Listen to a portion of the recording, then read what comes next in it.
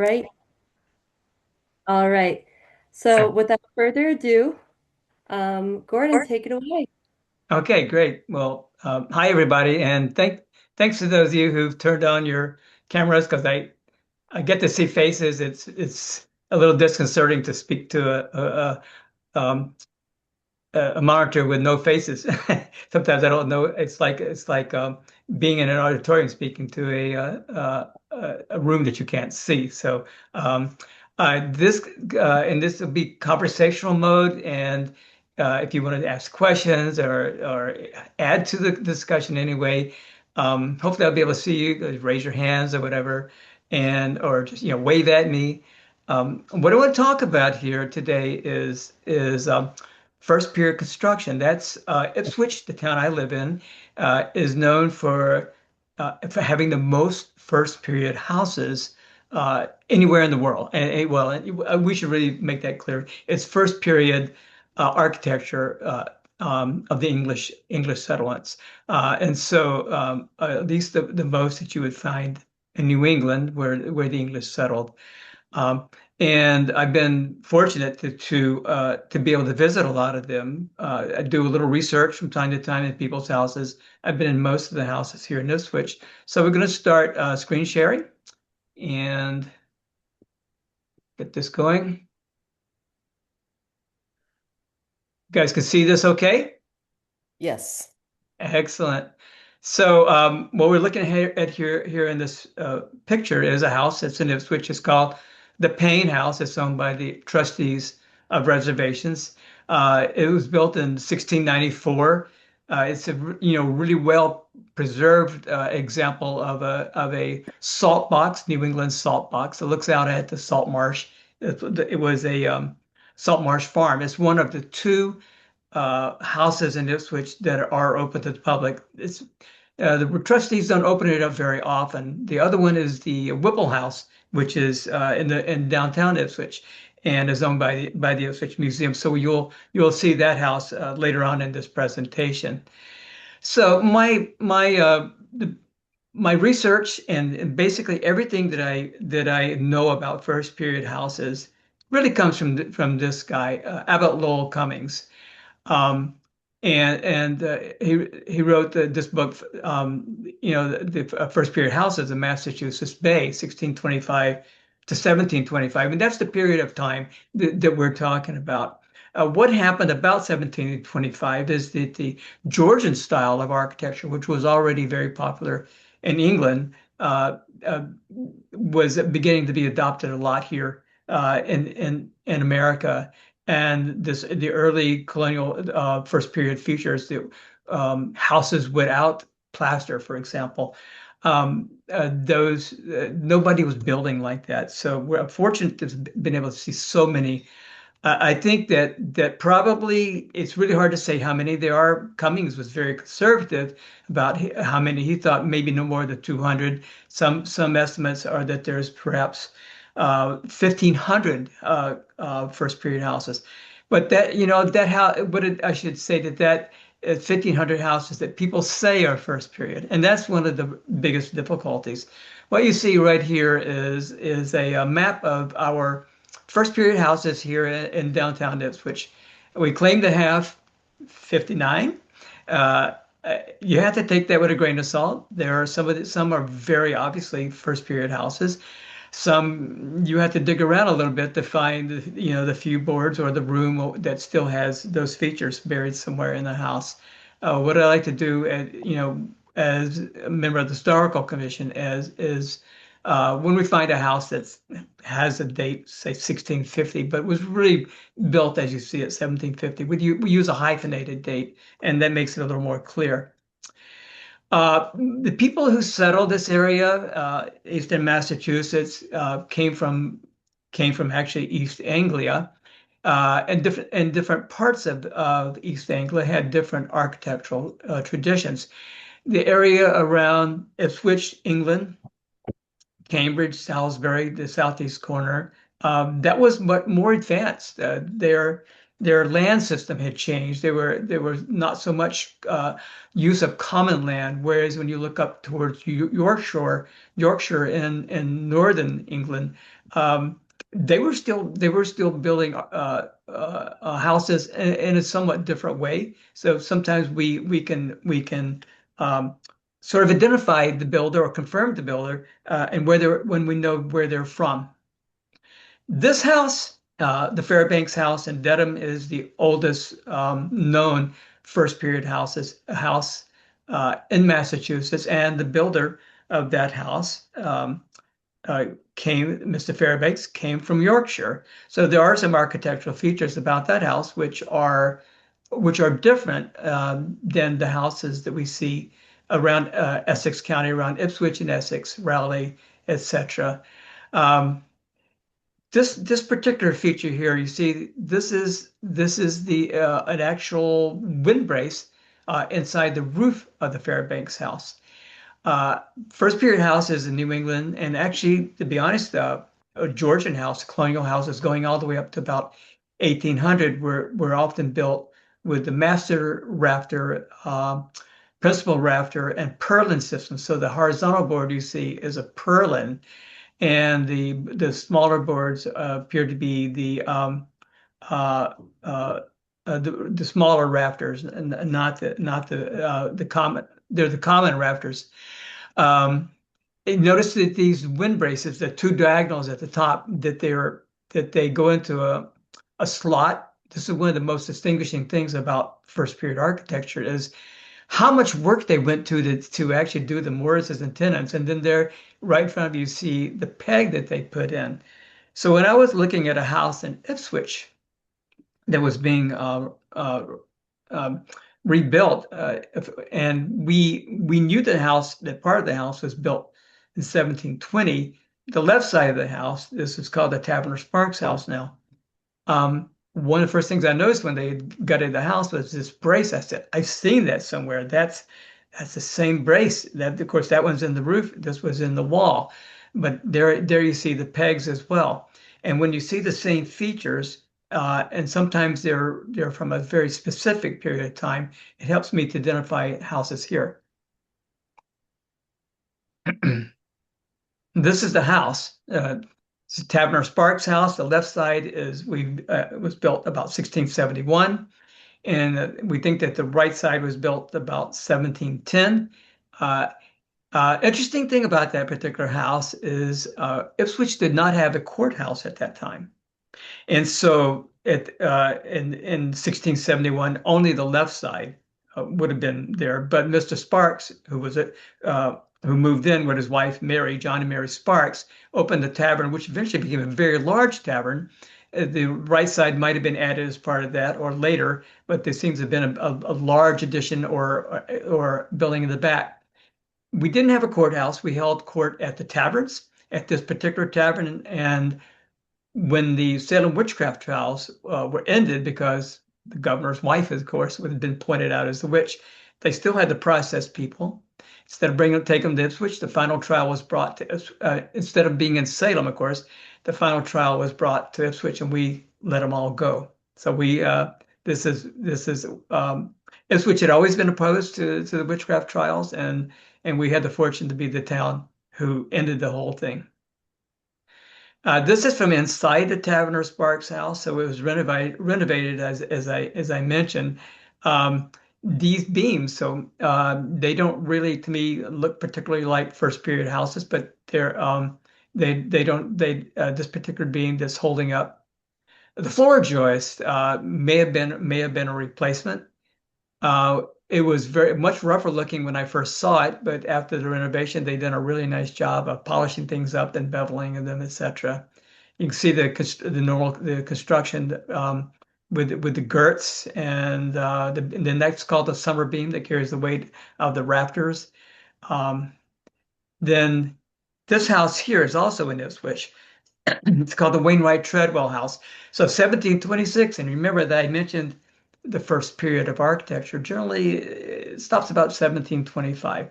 Sure enough, this is very nice Georgian house. Um, It's one of the earliest examples of fine Georgian architecture here in Ipswich. This is a room inside that house. The paneling, so you see a Rumford fireplace. So that's probably not the original fireplace because the small Rumford fireplace has replaced the earlier larger ones, right about late 1700s, 1800.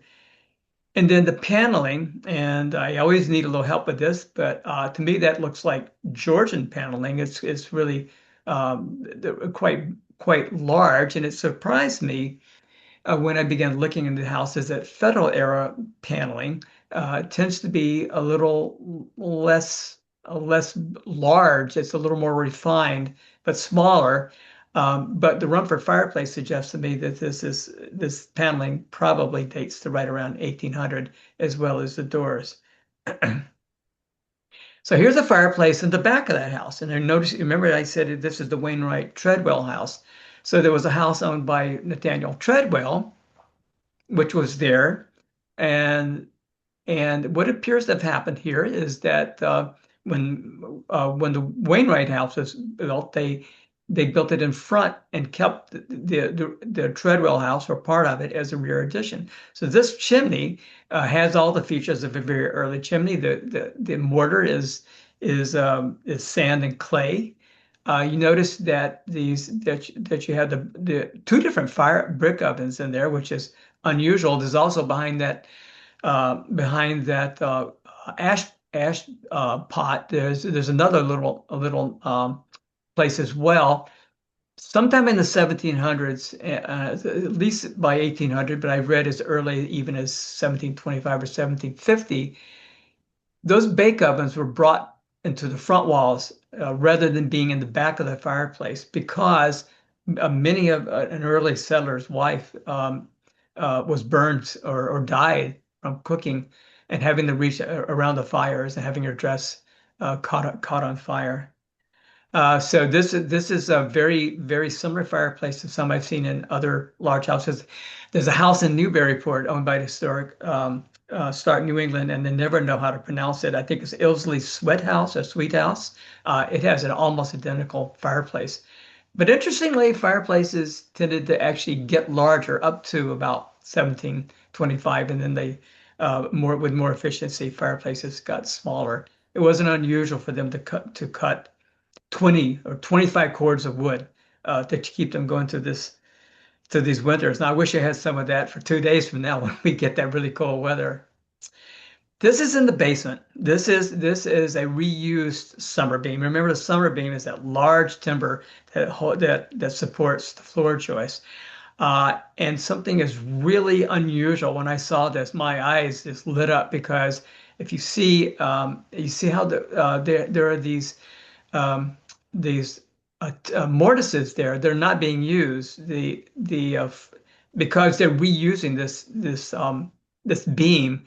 This was in an earlier house, and most likely the Treadwell house that was partially demolished or mostly demolished. But take a look at those mortises, and you see that that they actually have a very complicated bevel.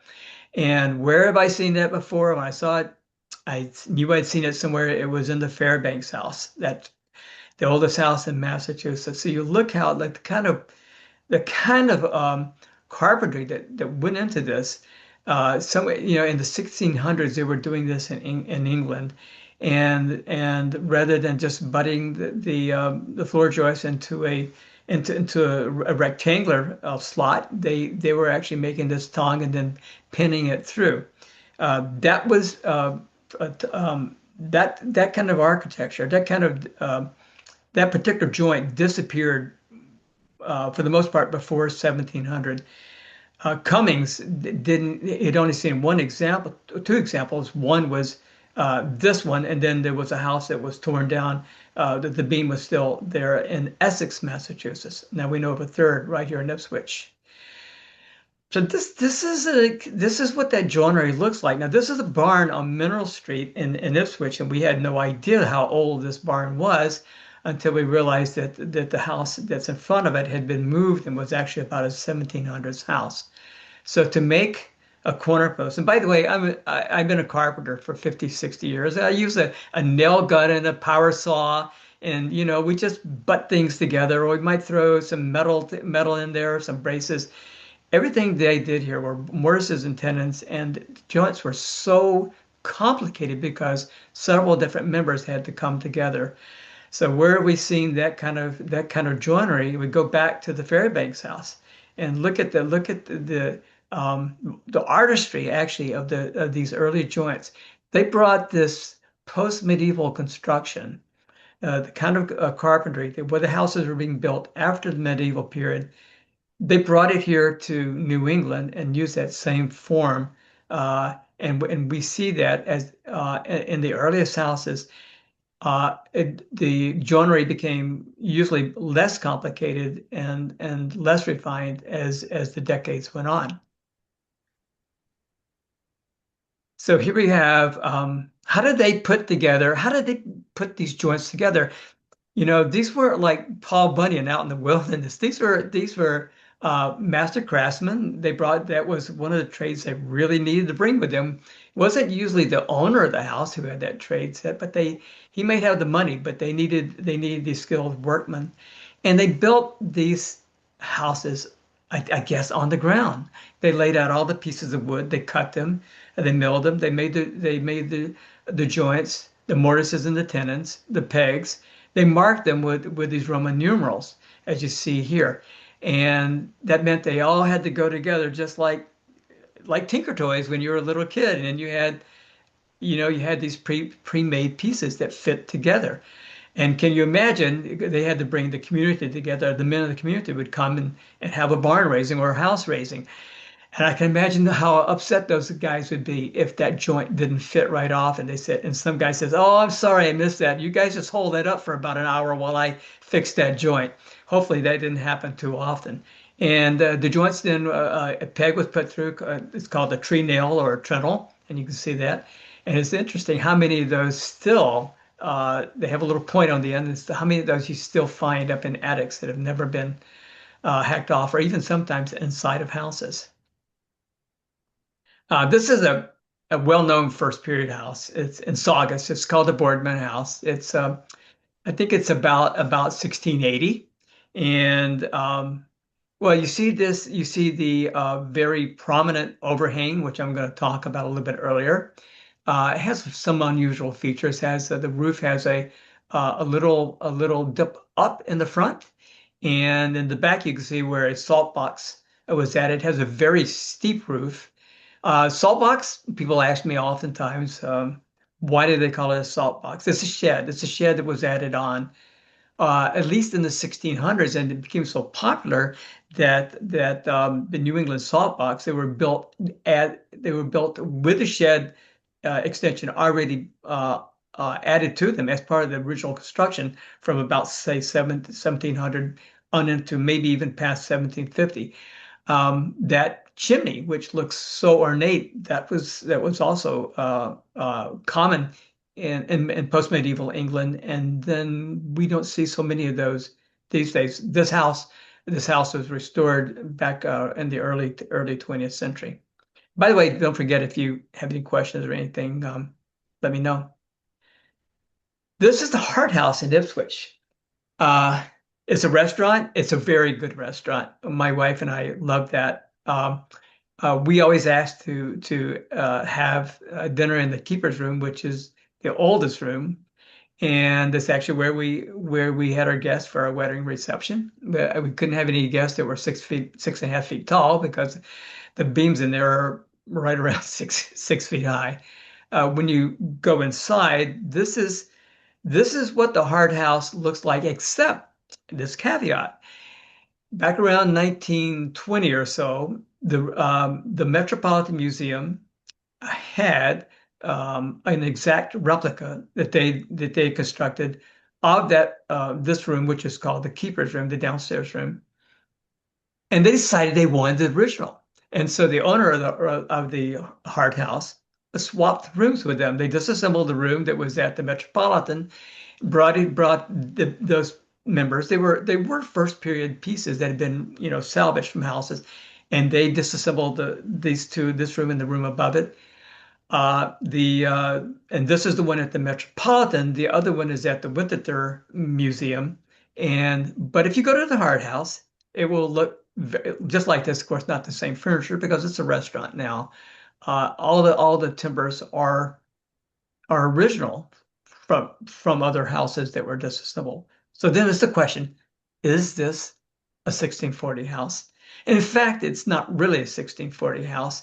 Um, Dendrochronology was conducted on the house, and this is a study of tree rings. You can count. It's basically counting the tree rings in a house. It has to be scientifically done because few timbers have all of the rings. But there are two or three companies who do this, and they have a huge database, which they used to do by, as you can see, just simply counting the rings, and you can line them up. You can line two up, um, uh, and if the marks are exactly identical, then there are certain assumptions you can make that the piece of wood that might be missing, that you don't have the bark of one, if the lines are lining up. Um, then you can count those that are missing by looking at the other piece that is identical.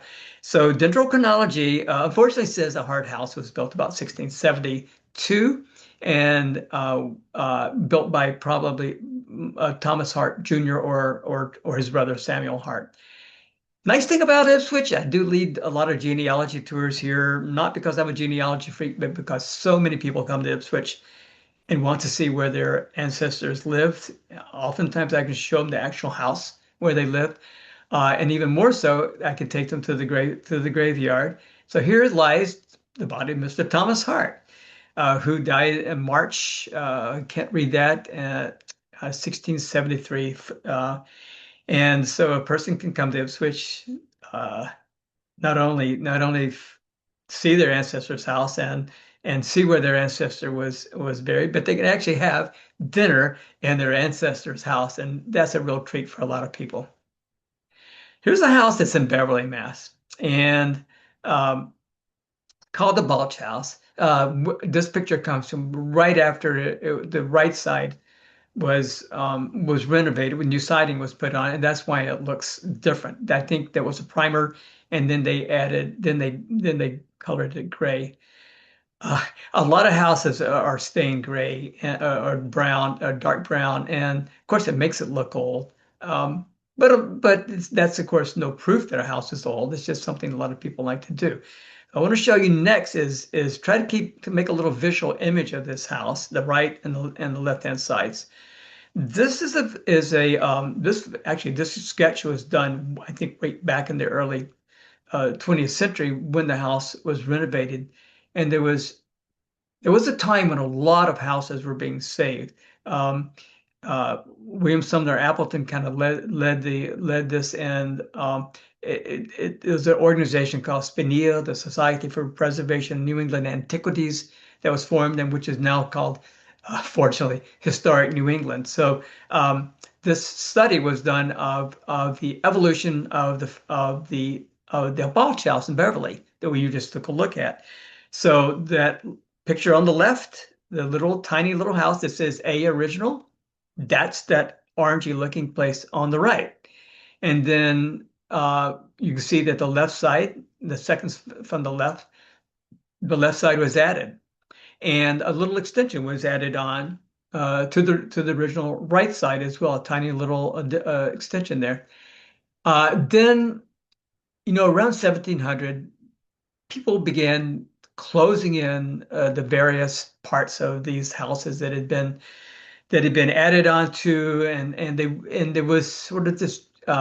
It was really almost like a Georgian feature. People wanted to see a front symmetrical wall, even though a lot of the houses look like that will date to maybe as early as 1680. And then it was actually the right side was even enlarged, and you can see that in the final one on the top there. So on the diagram on the right shows how the original house is actually sort of incorporated into the larger house. I'll just give you one more peek at this is the house as it is today, and that shows you the evolution. and they actually have brought it back. And I forgot to mention that that gable on the right side, well, that was added. That's not original, but they probably looked at the roof construction and said, you know, this house used to have a gable there, and they put it back on. That happened to the Whipple house as well. I'll show you later on.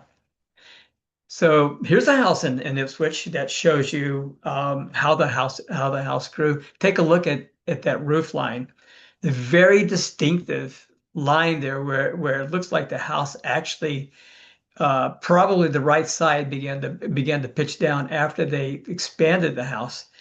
Another thing to notice about this particular house is it's not particularly symmetrical, um, not perfectly symmetrical. Symmetricality would, but they tried to make it symmetrical, but symmetricality is a very Georgian thing. So for all practical purposes, it is a Georgian looking appearing um, uh, first part of late first period house, 1720. How do we know what side was first? They've taken away the central chimney that used to be there. Well, a first period house, any house, has to have a front door, and when you walk into a first period house, you walk into a very small entryway, and the fireplace, the massive stone foundation and the brick fireplace will be straight ahead. So you can see that if the left side is the oldest part, then you would have walked right inside, and there would have been your the stairway going upstairs and the fireplace. The right side, the roof ends before you get to the front door. So in all likelihood, the original house was what we call a half house, and then the right side was added. There was a fire in this house, and I think about that's about the time when they renovated it and took away the central fireplace. This is an example of what a half house looks like, and there's a lot of them, especially here in Ipswich. I'm sure in other towns, Gloucester has a lot of them. The house is 1725, and we actually don't count this as one of our first period houses. And the reason partly is because of that date, but also certain architectural features. So when you look at an earlier house, you'll see that the windows go right up underneath the roof line. But on this house, take a look. If you look carefully, you see there's a frieze board above the windows. It's about 5, 6 inches. That's something that you don't see in houses usually, before 1700 or even probably before 1720, 25.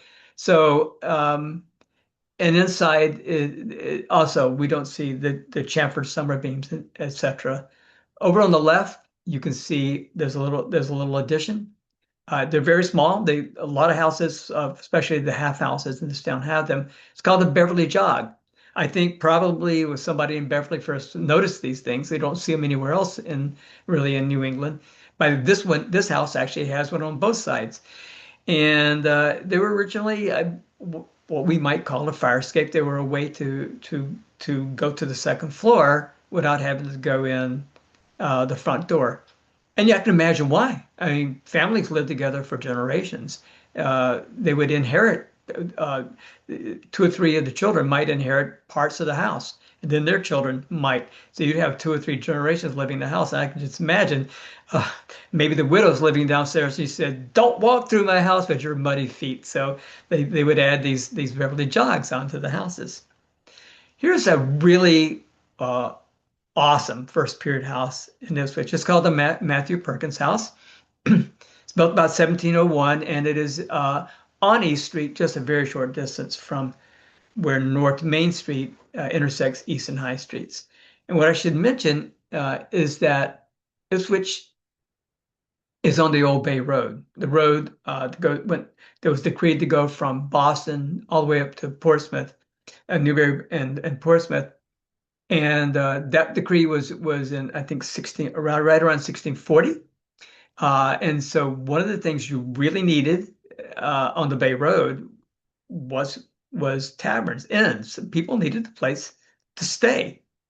The tavern is just like the Sparks Tavern I pointed out. Not only was a place to stay overnight and to get some food, but it was a place to congregate. People go there after those boring church services to drink a few beers because the Puritans really love their beer. So when Matthew Perkins, Colonel Perkins, retired from the French and Indian Wars, or one of the French and Indian Wars, I should say, he constructed this house. Now, what you see here is the overhang that I think you also notice it was on the house, the Saugus house, but it's not as pronounced as that house. This overhang is accomplished by basically just cutting out a little of the beam the girt that runs around across the front and making it taking out a notch at the bottom so there's a little bit of an overhang and he carried it all the way around the side, which is unusual. It's not unusual to see that overhang at the attic level. Abbott Lowell Cummings referred to that as a facade gable. And so what was going on here? Um, there was a time when people saw houses like this and they were certain, well, those houses must have been the oldest houses in New England, but come on, it's 1634 when Ipswich was being founded. Nobody was building a house, this big a house or this nice a house. In fact, these houses were constructed, when you see the overhangs, were constructed between about 1680 and no later, I think, than 1710. So 25 or 30-year period, which Cummings referred to as the post-medieval revival. This is the way houses were being constructed right after the Middle Ages when people were able to add on to their houses. I'll show you another example here. This one is the Knowlton House. It's on Summer Street. It's very similar, I guess, in a way to the house in Saugus. It has about a 2 foot overhang. So what was going on here? Why did they? We know it was sort of a short-lived fashion here in Eastern and New England to build the homes of their similar to their ancestors. That was replaced by the Georgian style about 1725. As a matter of fact, when that happened, a lot of people just actually literally would either cut off that overhang or built out the bottom so houses would look more Georgian, more standard. But why were houses built like this? So in medieval England, you had the serf lived on the Lord's manor, and he had a very small house. Houses during the Middle Ages for the workers were basically just wooden, like a teepee. You had a dirt floor and a fire in the middle, and smoke would go out a hole in the roof. And some genius invented a fireplace that you could put in people's houses right around the end of the medieval period. And now people could use their upstairs and they could warm their house and they wanted bigger houses but their houses were on these little lanes, very small lanes, and they couldn't build out into the lane. People say, "I can't get my cart hardly by your house already. You can't build out your house any farther." So they built them out hanging over the house. And my late friend John Fisk, who grew up in England, said there are places in England where they built that overhang so large that you could almost reach out the window and touch somebody else's finger coming out of the window across the street. So a few of those are still around. How do they build them? Well, this is a pretty nice example of two different ways of doing that. So we'll start on the left-hand side here, the overhang framing. So you see that's a framed overhang. The framing hangs over the studs on the downstairs wall. That is what we call a framed overhang. But then you look over on the right, and there's an example there of plank sheathing, and the overhang is kind of can't really tell from this, but the overhang is more like we saw with the Matthew Perkins house, where they didn't really frame the overhang. They didn't put a beam hanging over the girt. They just basically cut a notch out so that there'd be two different elevations there on the front. I did a pretty nice job here showing the different forms of construction. This is one particular house wouldn't look like this unless it was added onto and built it basically two different periods of time. But this is what it looks like. This is how complicated and fine that joinery actually was. So this is an example of a framed overhang. Everything had there were no nails, there was no hardware. The only nails they used was for finishing work, maybe for putting on the siding or paneling inside. But they didn't have the bolts and the hardware that we have today in first period New England. So they use the same techniques that had been used all the way back to the medieval period with those tree nails, which were called they would call them trintles. Um, and a lot of work. Imagine cutting this out without power tools. I don't even know how to do this with all my saws and tools. These three houses are on High Street in Ipswich, and sometimes we call them the Three Sisters. Very similar. All very, to me, very early Georgian appearing with their symmetrical facades and central chimney. Um, is the layout. They're called hall and parlor houses. So the hall, we might think of a hall as a room that connects two other rooms. But think of it as the grand hall. It's a large room. It's the room you entertain your guests. It's a public room.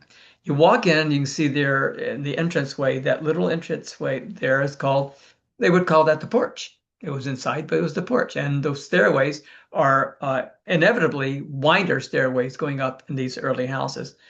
Winders actually continued into the 1700s, but into the Georgian era, but they're more generous, and that entryway was usually quite more generous. These little entrances are quite tight. I think I've got an example I can show you here. So on the left hand side, the hall, the public room, but on the right hand side, the parlor. That's where maybe the man and his wife where they lived and slept and had their private quarters. And then in the back, you can see where the salt box was added on usually in the 17th century, and then before the 17th century, and then after 17th century, they would be integral to the house. You can sometimes see that, and I'll show you an example as we go move on along here. Here's another great example of hall and parlor framing. So we'll start with the roof. You've got two different kinds of rafters. The principal rafter is kind of like a beam. It's huge, but going from between each principal rafter is something called um, a purlin rafter and purlin construction. Actually, there barns. A lot of barns are still built that way. Then you have common rafters that go in between smaller rafters, and the roofing would be vertical, coming down the roof rather than horizontal roofing like we tend to do here. Uh, a lot of work that goes into these. You can see they have a different name for each different piece here. This is one of those three houses I refer to as the Three Sisters. This is a Thomas Lord house, and I don't know if I mentioned I was a carpenter, but for 50, 60 years and still occasionally. I've been in this house a lot. I put Brosco um, window inserts with true dividers and energy panels, so it was a huge improvement over the loose windows. They weren't the original windows in this house. Probably the original windows might have even been smaller. I did the front doorway, so I got a chance to go inside this house a lot.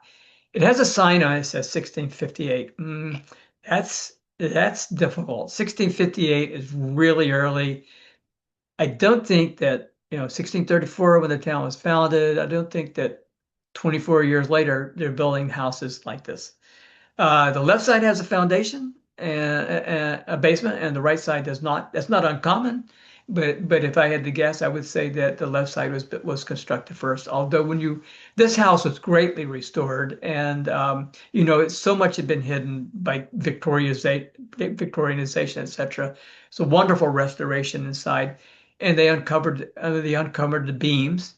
So there are a couple of things that make me think this early date for that side of the house might be correct. First of all, this is a summer beam, and it's not really a decorated summer beam. I mean, they put chamfers very early on, when the beam intersects the girt on the wall, and that one is that girt is right over a window. You see you've got these bevels, and the bevel's not going to fit in, not going to look right going into a square hole, is it? So they stop the bevel before they get there.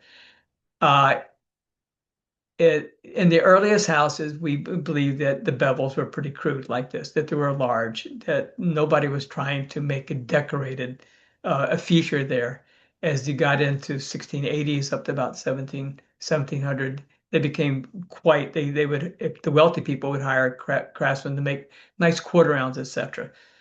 So does this date to say 1658 like the house says and it's crude because of that reason? Or is it perhaps because the house was constructed around 1720s when nobody's really caring about that kind of thing anymore? They're boxing it in.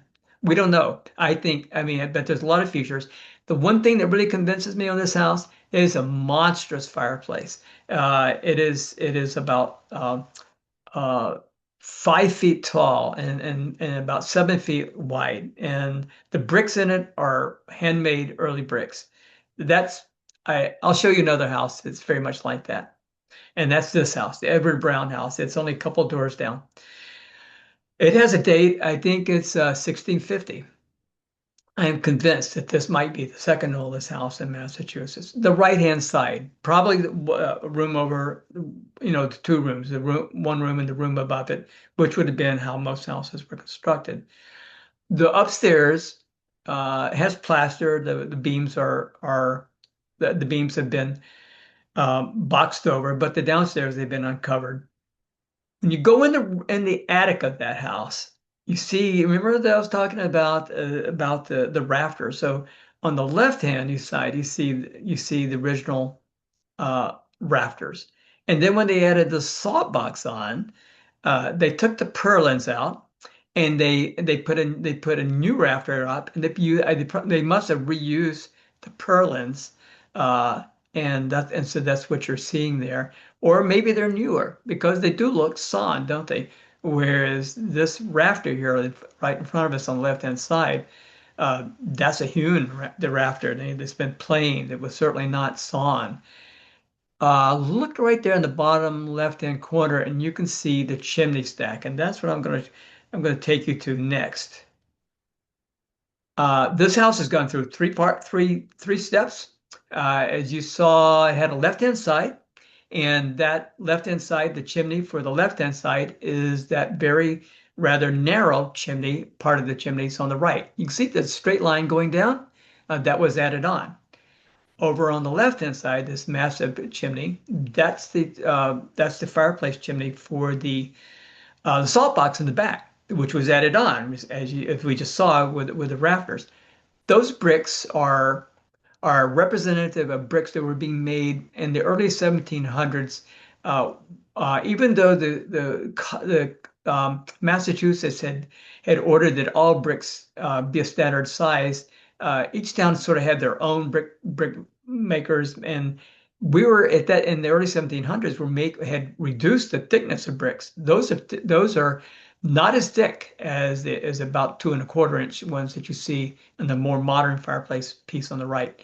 But look right there in the center. That's the original fireplace in this house. Those bricks are almost 3 inches tall. All of these, the ones on the left and the right, and maybe even the one on and the left and the middle and the one on the right, all have that sand and clay mortar. Only when it goes outside of the roof did they use lime because they didn't have any lime until the early 1700s when it was found in Newburyport. So those bricks, those handmade bricks, have a really unusual side in that central part. They go down into that room. They're the fireplace for those two rooms, the original rooms on the right and left. Um, I would love to, go in their house and gut it and see what else is there. They've done some marvelous work on the house, restoring the salt box was beginning to collapse, and they recently spent a lot of money. They received the Mary Connolly Award for Historic Preservation from Ipswich this year. This house is a well-known historic house and has a sign on it that says 1660, but uh, I think I may have one or two pictures here. Caldwell House is almost museum. It's like museum quality, and they keep it that way in the front of the house. The back salt box actually was removed, and a new one was put on a few decades ago, and so it's very modern in the back. This is a summer beam inside the front part, the old part. Take a look at the bevel and how that ends there. It ends with a little feature that we call a lamb's tongue. It's kind of hard to see here, but it's there's these, you can see it actually easier on the girt that it goes into. It's you'll see this pretty frequently. The lamb's tongue is they call it that because it looks like I suppose the tongue of a lamb. Although I haven't had the pleasure of examining lamb's tongues, the real thing. Um, but you'll see these in several other first period houses in this show. This is the next house down the street. So, like I said, High Street in Ipswich, it must have 30 first period houses and a period of only maybe half a mile or less than a mile anyway. So this is John Lemmas' house, and you take a look at the windows. That's more typical what windows would have looked like in early Ipswich, especially in the 17th century. These are new windows that were put in 1960s when the house was renovated by a guy named Philip Ross. I want to show you what the house looked like when he was taking it down. That's the house. So when he took the siding off, he saw that the original windows had been replaced. He could see where the framing had been for the original windows, and these double hung windows that we see just what the bottom windows. Double hung windows didn't exist in the early until the I don't know what year they came along. I don't know if it was as late as the 1800s, but certainly that didn't exist in the 1700s. Glass was at a premium. He did a remarkable job. I just take you back, as this is the same house that he did that. When he gutted the walls, they had brick nogging inside, and where it was missing, he actually replaced that. The walls were filled with bricks, and I had the pleasure of building stairwell railings. He wanted, for some reason, even though it was just a few years ago, and when the house was renovated in 1960s, for whatever reason, they never put railings going upstairs or even a railing at the upper landing. And so he said, "Look, I got a little kid. We can't have this. So can you build me a set of railings just like the Parson Bernard house in Andover?" Which I did. That was a wonderful job to get to do. This is the John Kimball House, which is just right down. If you're familiar with Ipswich, it's across from the Dunkin' Donuts and right next to the old burial ground. This house is very well documented because we have a date of 1680, which seems to be a correct, and it was used as it was an antique shop right in the early 20th century, and when during the CCC, the Civilian Conservation Corps, and the Works Progress Administration, they put people to work, and they put our architects to work, going in and doing structural drawings of some of the historic houses. So this is a sketches, elevations that they put together, and if you look at the south elevation up in the upper left-hand corner, you can see that this house is not perfectly symmetrical. And there's a smaller space on the right between the door and the window than there is on the left. Symmetricality was a big deal with the Georgian period. Not so much, not at all, really, in preceding that. Another thing I noticed when I look at this, it'll go to the west elevation, lower right, is that you can tell that the shed, the salt box, was added early on, well, later on. It's not integral to the house.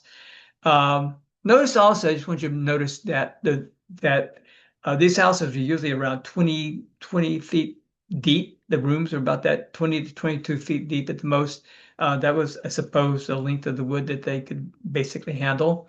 And there would be one window on a side, and that window that the windows would go, one over the other straight up to the very middle of the peak. Um, This is inside that house. It's remember I did it had been renovated as so many houses were in the early 20th century. Uh, and it's really surprising to me that woodwork has no paint on it. So these are in the National Archives, and you get to the National Park Service. There's a lot of photos that were taken, wonderful photos of this house. Here's one more, and this I mentioned it. I thought I had a picture of going inside. So imagine, if you will, that the entry door to the house is on the right, and you walk in, and straight ahead is this stairway landing. And the door, you can't see the entry door. The two doors you see on the right, the door on the far right is the door into the right-hand side of the house, and the door next to it, that's underneath the stairway, that's the door that you open and you go down the stairs to the basement. And every first period house that I've been in, that's a hall and parlor house, with two sides. They're all made exactly the same way. It was a very standard size. That wall behind the stairs is would be sometimes you actually will see the bricks exposed, but oftentimes they're paneled, or they will or more likely covered with plaster. This house is almost just down the street from the one we just looked at. It's the Shatsville house. It's a double house. The oldest part is on the right side. Uh, the owners of this house argue with me a lot. They want to believe that this house was built in 1634. They believe it's the oldest house in Massachusetts, because this guy John Shatswell built a house there in 1634, and that's what makes it really difficult. You might have all the deeds from each owner, but it will say a plot of land with a house on it, but it doesn't say anything more about the house, unless occasionally it'll say something like the house I recently finished or building, or the house not yet finished, or the house that my revered father built, something like that. But that's rare that you see that in the deeds. It's usually just a plot of land with a house on it. So, but anyway, the right-hand side is the oldest. And you notice that this house is deeper than a first period house would be. The windows, I see the three windows going straight up. They don't go straight up towards the peak. They're before the peak, and this next photo shows you why. Um, the peak originally was, you can see where the peak originally was. It's the two beams on the lower, or rafters, I should really say. And then what they did is, when they added the salt box onto the rear, they extended the beam, the master rafter there, um, the principal rafter, up about 3.5 or 4 feet, and then you can see the new rafter up above that, and that probably happened pretty early on, that they enlarged this house before 1700. I'm pretty sure. Across the street from it, just very near the across the street from the Dunkin' Donuts almost. This house this house, um, the owners that had owned it for about a century or so, claimed it was the old jail. Well, we know the old jail was not on High Street. It was right there next to the church. But the boards, when I traced this one back, the boards for this side of the house, where this guy Isaac Lord had a contract to demolish the old jail when they built a new one. So he saved the boards and he brought them, and he added them on to his house, a vertical board siding, which is actually kind of rare here in Ipswich, although you see it more often out in the Berkshires where I used to live, and in Vermont, places like that. Another thing you can see there is it has a little Beverly jog, and it has a salt box addition that's partially obscured by the Beverly jog. But not only that, they added to the Beverly jog, and they added to the salt box, and made kind of an extra floor back there. And then, so about 6 years ago, this house was finally bought and renovated, and this is inside. So they gutted the house. This is the left-hand side of the house. So this is the newer, and newer as in 1700s, and what we see there, we can see the summer beam that's carrying them. The rafters look like, well, probably 20th century rafters there. Um, it's kind of nice to look at and see the real thing is, I've already shown you the diagrams of how these built. And then one thing you notice is that there's a lot of white there. So they lived in this house. Uh, not they didn't have plaster. They had the beams and rather than plastering ceilings like we would today. And almost every time you go in a first period house, people have this. You can still see the rafters, you can see the beam, but they've got plaster between the between the floor joists. But in this case, this is a pretty old house because it was before plaster was really readily available, and they whitewashed all the wood. Otherwise, these houses were just extraordinarily dark inside. So you can imagine, especially with a fireplace going there, just how sooty they can get. The house that you're just looking at, the Isaac Lord house, is on the left-hand side. This after the renovation. And to make this job feasible, this house, unusual, the Isaac Lord house had a empty lot, which was a part of the original lot. It had a barn at one time, but for a long time, it had not had a house in the front. And so, as to make this job economically viable for the developer, they built this wonderful replica Georgian house, the greenhouse, right next to it. You can see when you see the stonework where they kind of faked the stone foundation, but I think it was a nice addition to this town. We were glad the way it worked out.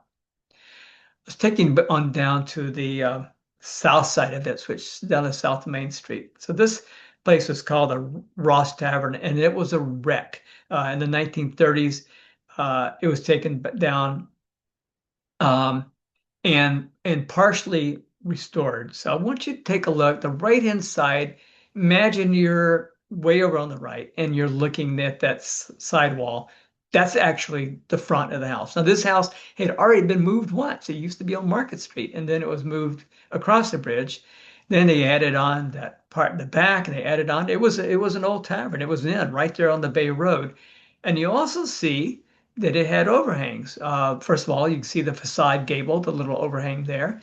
And then look underneath where I don't know what was going on. This must have been part of the renovation, or not renovation, but when they were taking it down. You can see actually that it had an overhang, that they had taken off siding and exposed the beams, and if you look all the way over on the right, you can see they hadn't taken all the siding off. And lo and behold, someone in the early Georgian era probably said, "Well, those overhangs are so old-fashioned. We don't want those anymore." So they had actually covered that all up. You see how they had made it just a solid wall going all the way down rather than with the overhang.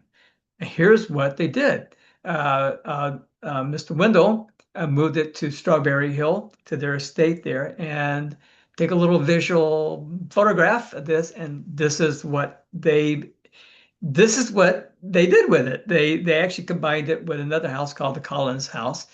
And they took the framing from both of those and they reimagined what they thought this house could have originally looked like.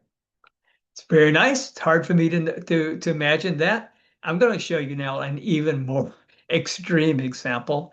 This is the Saugus Ironworks house in 1915. Have any of you ever been to the Saugus Ironworks? It's a nice place to go. This is this house. You look at it; it's very deep. You can see that it has a two-floor salt box, has first period chimney on it, fairly symmetrical. If I looked at that house, I'd say the house was probably built in the late 1700s, with the exception of that first period chimney. But William Sumner Appleton examined the framing, and here's what they decided it originally had looked like, and this is what it looks like today. Hard to actually put that together in your brain, isn't it? So I take a look at the chimney and the roof line and the gable at the end, and you can see well where they started there. So did they imagine all of this stuff that was being added to the front? I don't know. It's got the overhangs, etc. So the Saugus Ironworks were were owned by the Appletons, a very wealthy family here in Ipswich, and several other families. They certainly had money, and it could be very well that they had something this glamorous, but that was really, really early. So it was it's a little doubtful in my mind. Wallace Nutting actually went bankrupt doing this kind of renovations, and especially with the Saugus Ironworks project. Here's a wonderful house in Ipswich. It's the Howard House. If you look carefully, you can see that there's an overhang above the first floor windows. The left side was built about 1680, and the right side was built about, I think, about 1715. And certainly looked like they all built it. They built it all at one time. But we know the actual history of this. It was owned by Historic New England, which they divested of all their Ipswich houses, and so this house has a very strict preservation agreement. About 5, 6 years ago, would you say crazy guy in Ipswich? He drove his car down Green Street. This house faces right at the end of Green Street, and he hit the accelerator. And by the time he hit the front of this house, fortunately, he bounced off the front yard, the bank there, and sort of flew into the front, right in the front door. Uh, the nose of that car, an old, like an old sedan, got about 2 feet into the front of the house. It broke the doorway, didn't break any of the framing except a couple of the posts on either side of the doorway. Fortunately, the guy who was having a psychological a problem survived that wreck. I just want to say that if that had been a house that I'd built in my career as a carpenter with 2x4s and nails, that car probably would have made it all the way to the backyard. It didn't get more than 2 feet inside. This one of these houses, first period houses, are really just so well built and so unique, and to lose them is just a real travesty. They should never be taken down or lost. This is inside, so you can see the exposed beams. That's a summer beam there going to what we call a girt that carries the weight there. It doesn't run from fireplace, so dates to probably around 1800. The far room, you can see the lamp over there on the left-hand side. That's the 1715 side, which is very federal. They kept when it was renovated by Start New England, or Spinella as it were at the time. They kept the federal side on the right, and they restored this side to first period. Across the street from it and across the Ipswich River, I love this house. The Reginald Foster House, or as people like to call it, the Prescott Foster House. And this guy, Prescott, I forget his first name. He left Ipswich right around 1640 and sold his house to Reginald Foster. Sold his house to Reginald Foster. But this can't be. This can't be the 1640 house. The I think it's the left side is the oldest, and but both sides I think were built before 1700. In all likelihood, this house was built not by Reginald Foster, but by one of his sons, whom he lived with in his very, very old age. And the family actually built several houses in that neighborhood. And again, when you look at it, you can see that the space between the windows on the right and the windows on the left, well, it's not the same. Nobody cared back then, not till around 1725, and suddenly, oh, you got to have symmetrical windows, you got to have plaster, you got to have a frieze board above. This house has none of those. This is a first period house. The one thing it has that's not first period is, well, two things. Take a look at the doorway. What I think we have there is maybe a Greek revival doorway. And then over the windows, there are window hoods. Those are Italianate window hoods.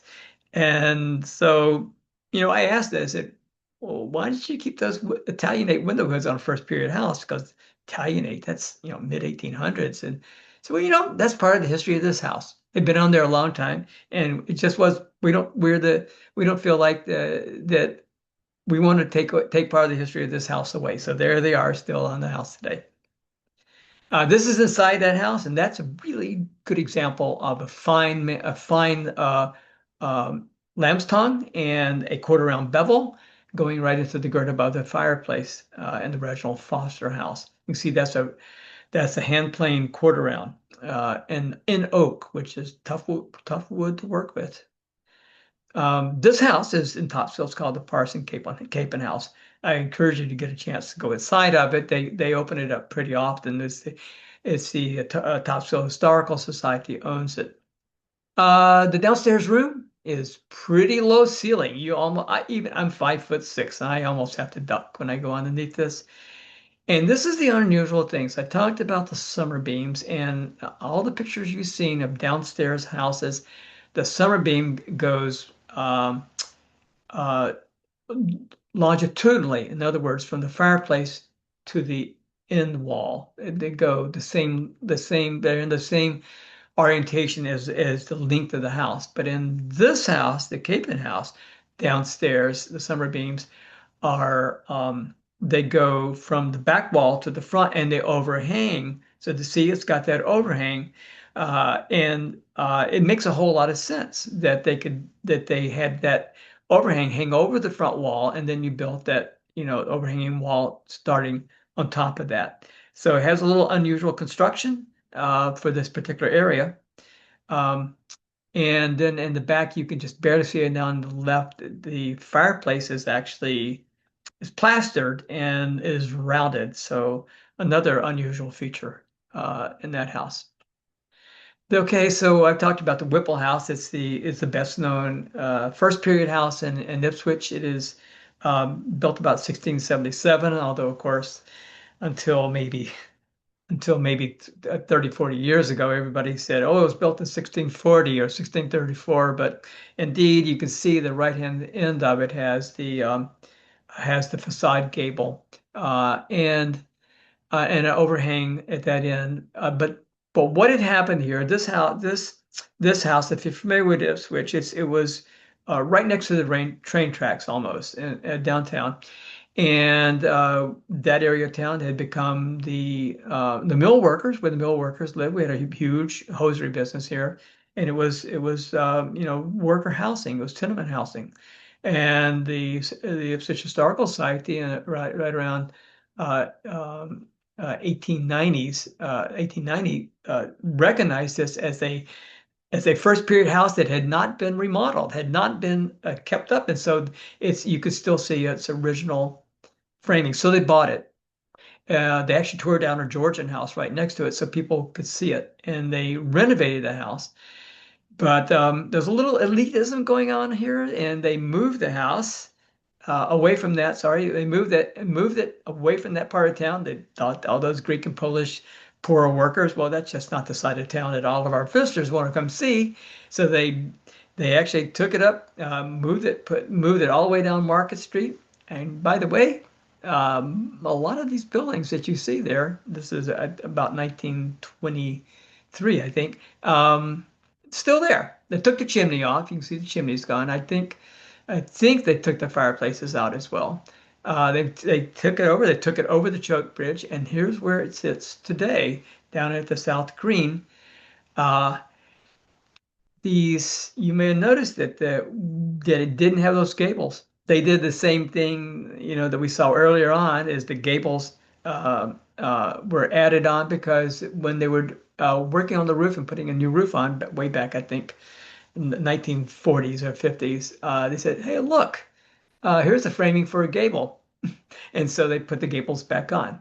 Now the left-hand side is Captain Matthew Whipple's house, and dendrochronology says that it was built about 1677, which, by the way, is about the same age as dendrochronology says that the Hart House is. So um, it is kind of strange that it seems like oldest historic houses in Ipswich that have been dendrochronology tested date to about almost the same year. The left-hand side was first, and then his Captain Whipple's son, Major John Whipple, added on an extension on the right. Captain Whipple had already added on double the size of the house. He also added on that overhang because when he did that, that overhang, that post-medieval overhang thing was very popular at the time. Certainly, the Whipples were very wealthy. The wall was, this is quite a number of years ago, maybe 50 years ago, when they put new siding on the outside. They could see that inside it has wattle and daub filling and brick filling, and I think they still had these original windows. They're not original anymore. So the Boardman house that we saw in Saugus early on, that's the saw marks on the floor joists. And they're pit saw marks. And how's a pit? Well, pit saw is where there's a long saw. One guy's down in a hole, one guy's up on top, and they're going back and forth. The guy at the top he pulls up and he pushes down, and the guy at the bottom does just the opposite. And you can imagine that they get tired and they'll take a little break, and the guy say, "Hey, can you just hold up a second?" So the marks aren't perfectly even. Now the power-driven saws, and it's interesting that by 1700 there definitely were power-driven saws, water-powered, with the saw blade that went up and down, and you can see how much more regular they are. Whipple House, interestingly, has both kinds of saws, so the beams might have been reused, whereas the Boardman House has, I think they're all pit saw marks. This is a summer beam in the Whipple house, and you're going to recognize that this has that very same bevel, fine bevel that we saw in Reginald Foster's house early on. Um, so it makes you wonder, is that perhaps a feature that you can use to date the houses? And we know that this house is 1674 on that side, so maybe Reginald Foster's house does date back that early. This is on the other side. So the side that was added, the way they think now is done is that Captain Whipple added up to that summer beam there, the one that's transverse that goes front to back.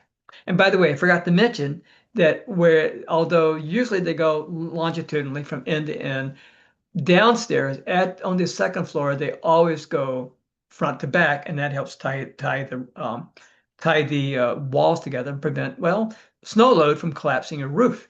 And so then this is very unusual because this one has both. So it's a very large room, and that's the way they accomplished it. And some of the joinery in that room is very much like the Witch House in Salem, which I think that they were doing commerce with Salem, and they might have brought those carpenters.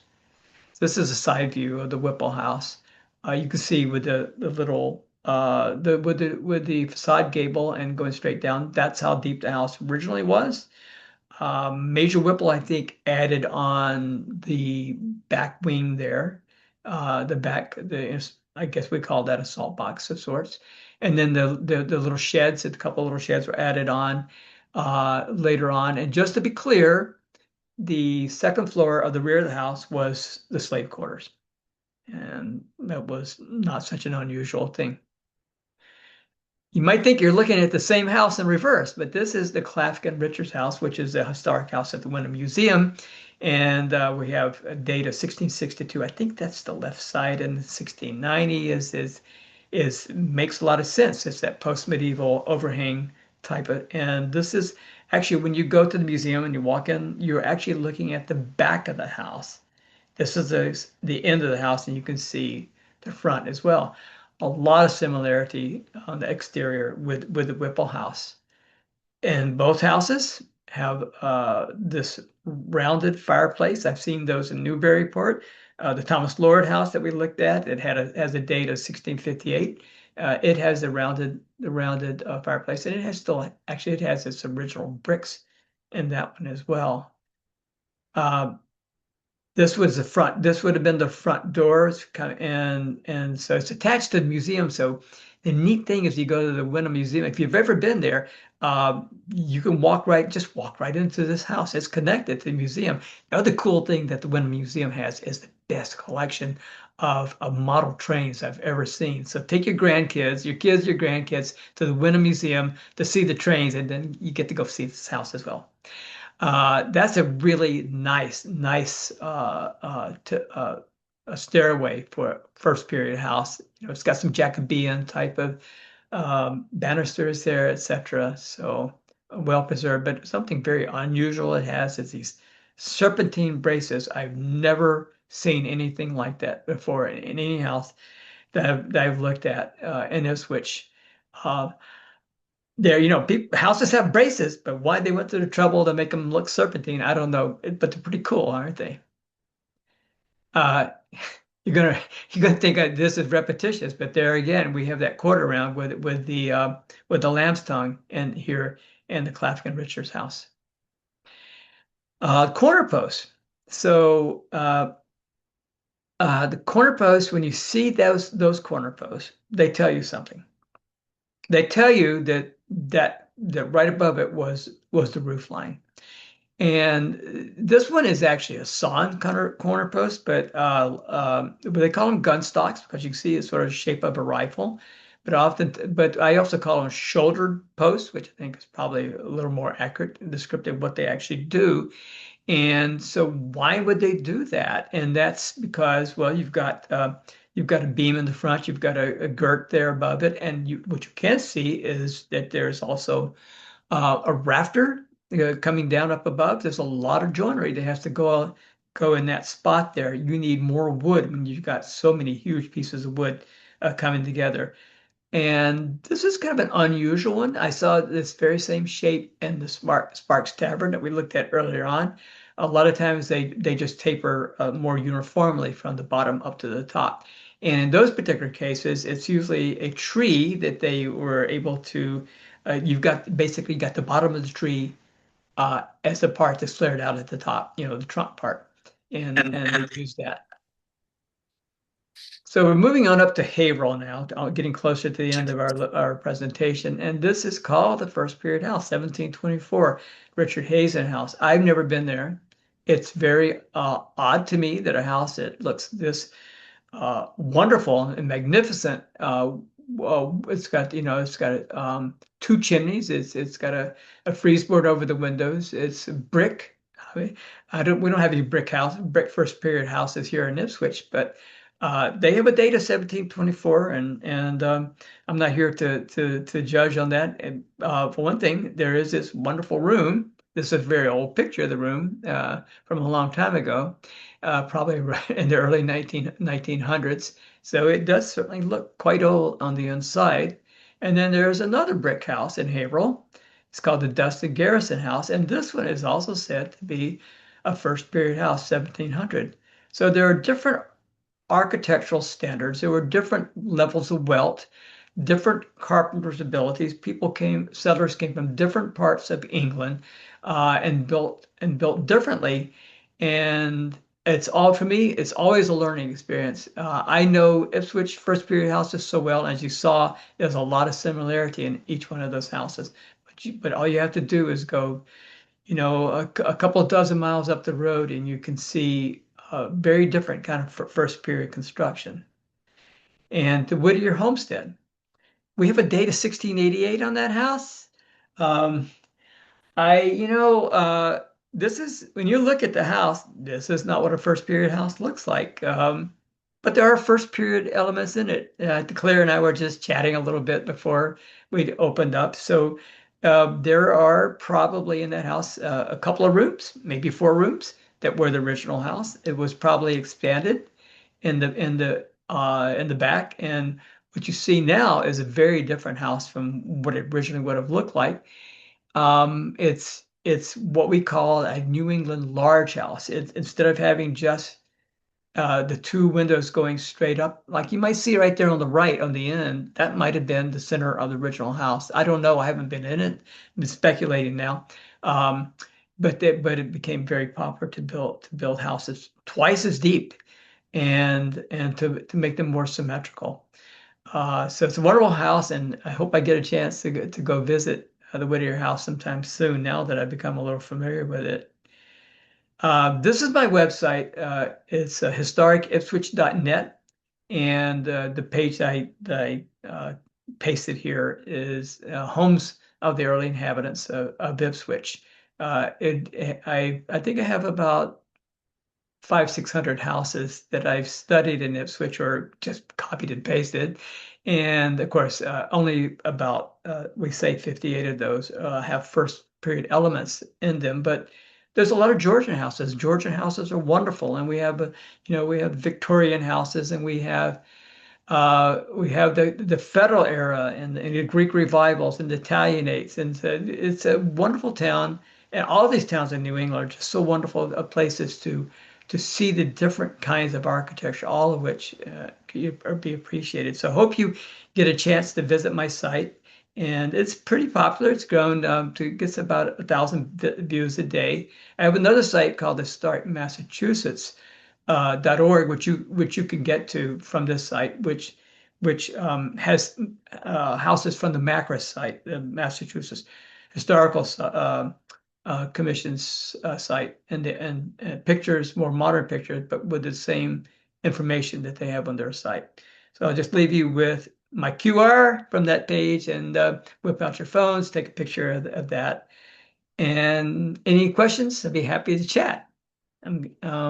Think I'll turn off the screen sharing if you've had a chance to take a picture of that. Otherwise, just go to historicipswich.net. Great.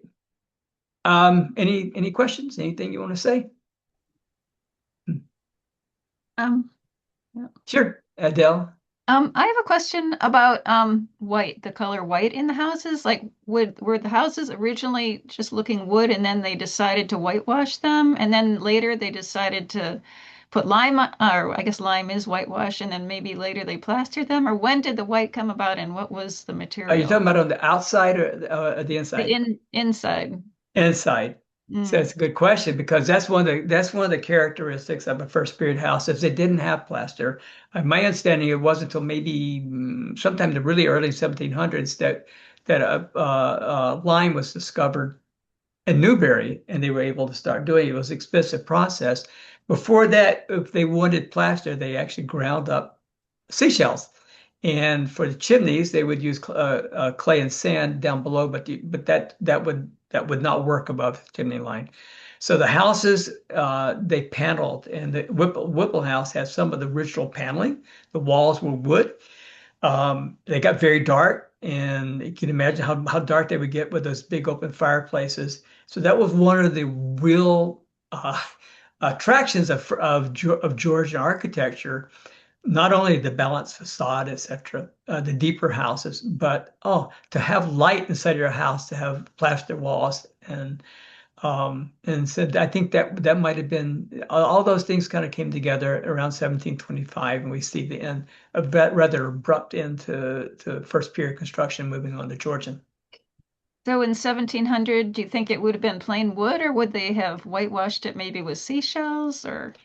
Well, the whitewash. I don't know when people started doing whitewash, but I would imagine well into the 1700s, maybe decades after the houses were built, Mm, when whitewash became available, then they would do it.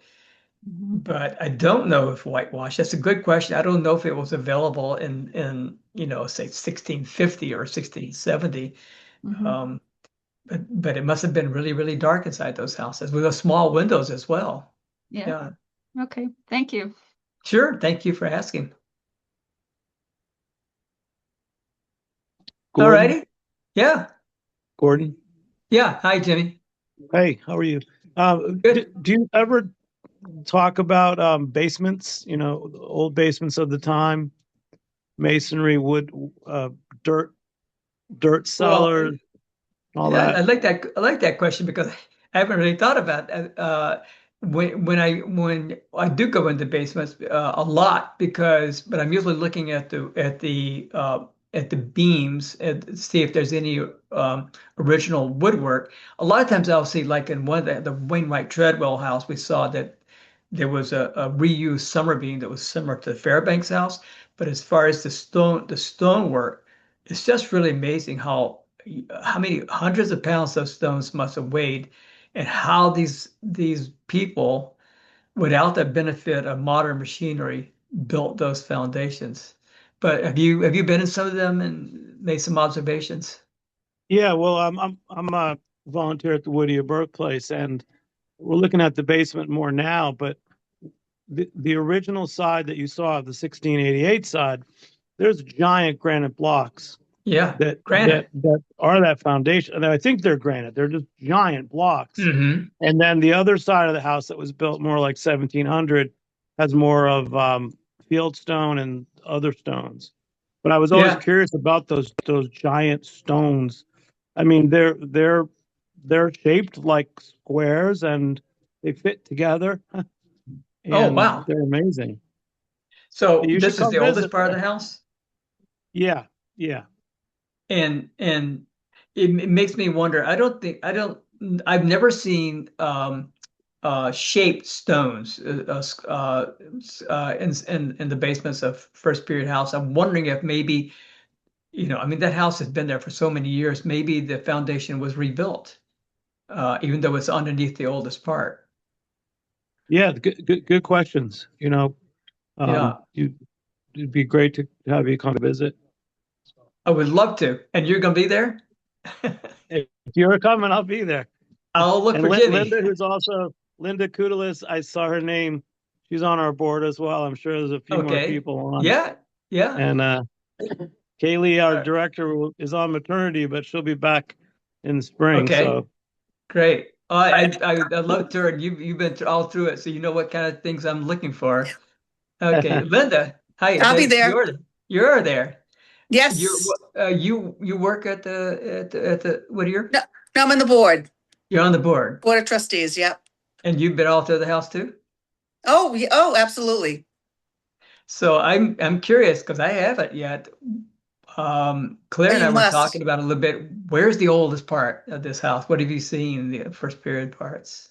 It's the fireplace room, I believe.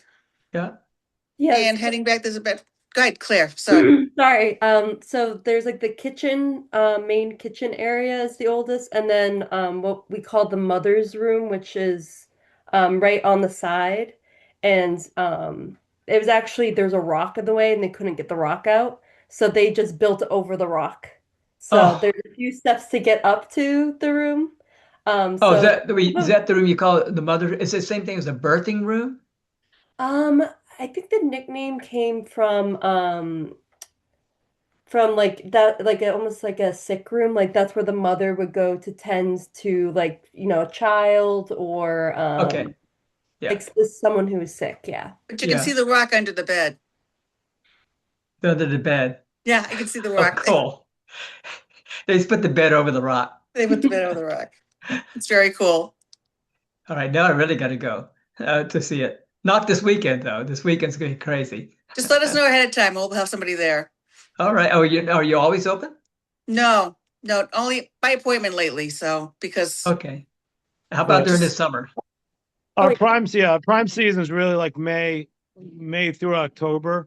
And Okay. we'll have some public events when the house is open, but about 4 years ago we went from open hours to by appointment. And we focus more on creating programming.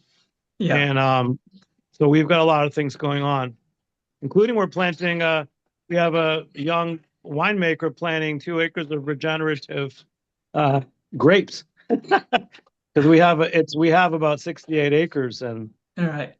we've got a barn that we're working, but the barn's really like an 1820s, 1830s era barn. All kinds of exciting things happening there. So yeah, Yeah. I'm looking forward to the visit. I'll go look at those brick houses too. we'd love to see you. Thank you so much. Anybody else have anything you want to chat about? Well, thank you very much. I really enjoyed it and good to see all of you. Thank you thank so much. you. Thank you. Thank you All so right. much. Um, Also, just before people go, we are also having another one of our lecture series next month on February 26th at 7 p.m. Where we talked, I know Gordon talked a little bit about the Dustin Garrison House. Yeah. Hmm. Actually, the president of the Dustin Garrison House Association will be giving a presentation with us next month. So that's a Okay, funny I don't even have to coincidence. go to Haverhill now to see this house. And that board too. Oh, you guys are all really cool. Thank you. And Awesome. So thank you so much. Thank you and so much. Gordon, one more. There's also in Haverhill, there's this one called the John Ward House. Yeah. That's Yes. also a first period house, if you've heard of it. Yeah. It has a really big hearth. That's at the Buttonwoods Museum, and that's close to being one of the older houses in Haverhill too. So we could give you a whole tour. I'm gonna make a day of it next summer when it's warm. Oh Okay. yeah.